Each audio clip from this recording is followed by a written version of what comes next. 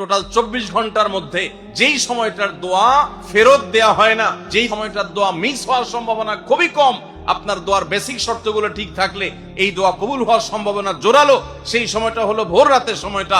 রমজান মাসে এই সময়টাতে দোয়ার যে সুযোগ তৈরি হয়, দোয়ার যে বিশাল সুযোগ আপনি পান, এই সুযোগটা হাতছাড়া করে আপনি শুধুমাত্র খেয়ে দিয়ে এই সময়টাকে পার করে দেন, এটা কখনো বুদ্ধিমানের কাজ হতে পারে না। 24 ঘন্টার ভিতরে দোয়া কবুলের সবচেয়ে আদর্শ সময়, যে সময়ের দোয়া কবুলের সম্ভাবনা সবচেয়ে বেশি, সেটা হলো ভোর রাতের সময়টা। আল্লাহ সুবহানাহু ওয়া তাআলা ডেকে ডেকে বান্দার ক্ষমা ঘোষণা করেন, বিপদ আপদ দূর করেন, অসুখ বিসুখ দূর করেন। এই সময়টা হলো রাতের শেষ প্রহর, ফজরের আগের সময়টা, তাহাজ্জুদের সময়টা।